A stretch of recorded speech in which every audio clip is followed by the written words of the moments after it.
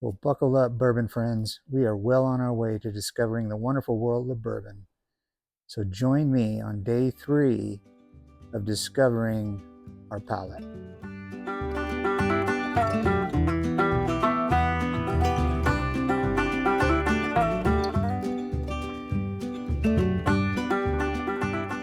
Okay, well, nobody's more surprised than I am at the results of where we are in discerning which of the 3 categories that best suits your palate. I really honestly thought that I would be a weeder guy, but weeder has actually come in last at one point, and the High Rye has come in first every single time. So here are the bottles, just to recap. This is what we're tasting. We have Rebel 10-year. We have, and this is our weeder. This Old Forester is our High Rye. And then Knob Creek 9 is our traditional. So let me check my notes just to make sure I got that right. Yeah, Rebel is the weeder, this is the traditional, and this is the High Rye. In these random samples, contains these 3 bourbons, and so we're going to taste them without knowing what they are, so that we don't have any bias in our palate to maybe I want to be an Old Forester guy, or maybe I want to be a Knob Creek guy, or maybe I want to be a Rebel guy. This takes that out of it. So let's jump in. Let's figure out where our palate is today. Remember, every day can be different. Depends on what I've ate today, what I've drank today. It could be the humidity in the air. It could be the temperature. It could be the time of day. All these things affect how we receive stimulus. And the palate is just another form of stimulus that we have. So let's jump in. I'm going to start here and work my way across.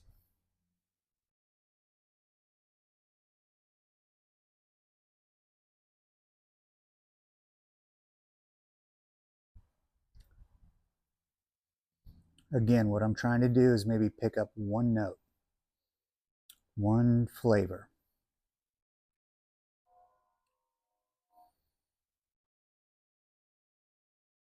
I'm going to say that's kind of sweet. I'm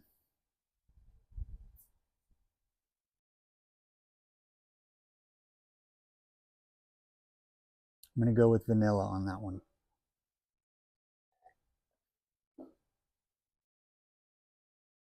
But I'm not like super certain that that's what that is. Let's go with number 2 here.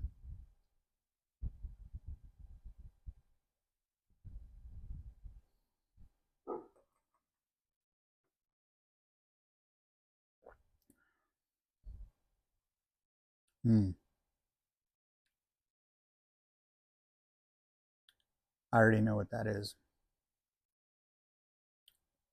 That's my banana bread one. That's the High Rye. Unfortunately, I know I picked that number 1 every time, so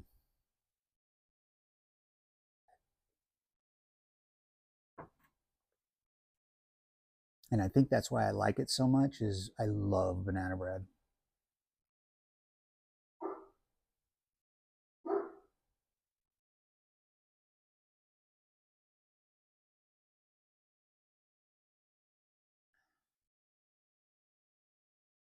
Mm.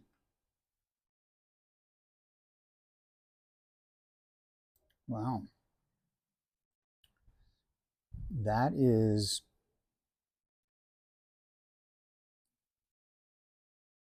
that's coming across a little caramely. Um, wow. I'm gonna do this and this. I'm not picking this as number one because these two are kind of hitting me the same way. I mean, not the same, but they're pleasing me both equally.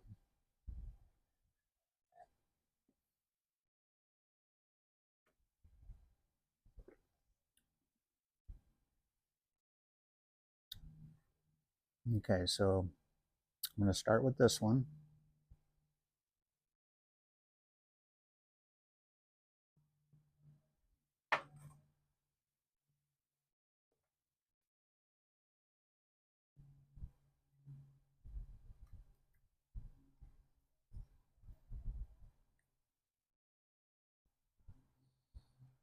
Yeah, it's like caramel and banana bread. I love both of those flavors.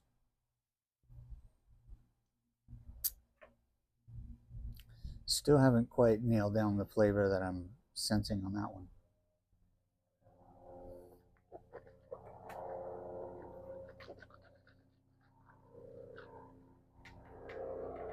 Doing a little swisheroo on that. Pardon the airplane. Uh, we obviously live next to an airport, and I'm obviously outside. Um, okay, so let me jump into this one again. Let's see if we can nail this flavor down. Sometimes smelling it will kind of wake up your tasting notes.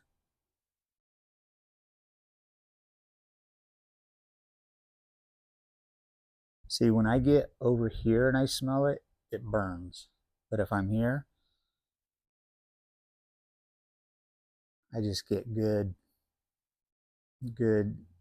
mellow notes.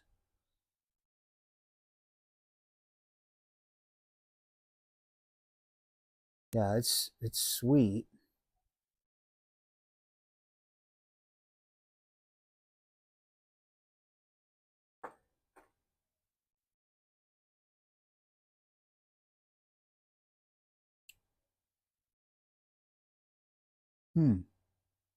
This is fun, guys. What am I getting there? Let me just stick with this one for a little bit. I don't necessarily have to bounce around. I want to stick with this until I can actually uh, put my finger on what I'm tasting.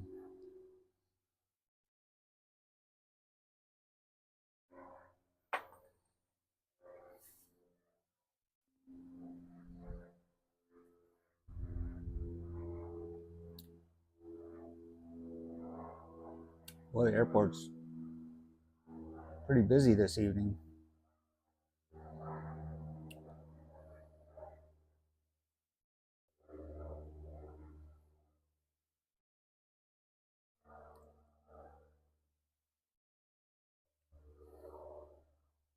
Hmm.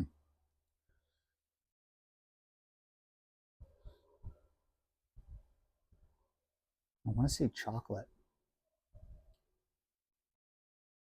I want to say chocolate, but I'm not quite sure. Um, Here's what's surprising. They're all three satisfying me very much. Where on day one, I was like, oh, no, not that one. Now, all three of them are really appealing to my palate. Go figure.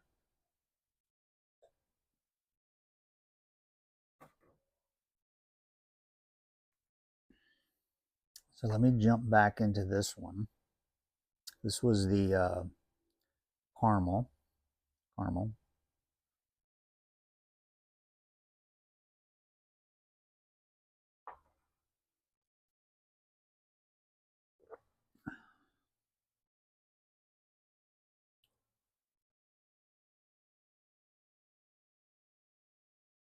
Yeah, that one's good. That one is really good. It does have a little funk to it, almost like a tennis shoe. It reminds me of a tennis shoe, but again, I don't want to get into all the crazy notes. I'm just saying, um, yeah, I'm gonna not get into that.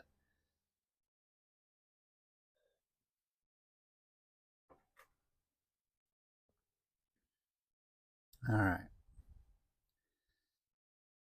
Um, there's another element to whiskey, bourbon, that is kind of interesting. If you tilt your glass to the side and roll it, what you're doing is you're coating the inner walls of your glass with bourbon. And then when you hold it upright, you get these legs as the bourbon is flowing down. And to get really slow legs, you know that there's a little more oil in the bourbon.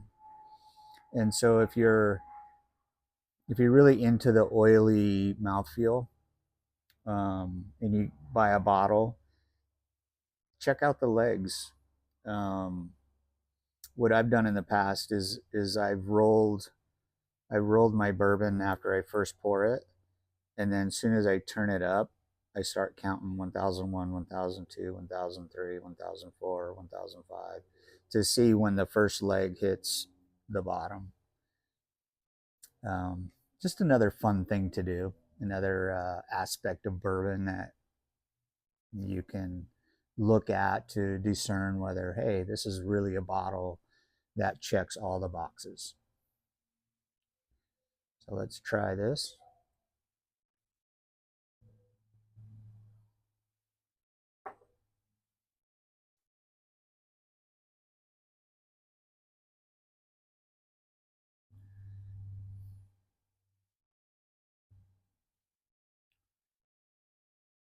Yeah, this one's still going to come in number one. This one's number two, and that one's number three.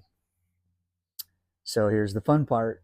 Let's see. Let's go back to our chart and see where we're at as far as which one is which. So we'll start with number one. Number one is the High Rye again. The High Rye.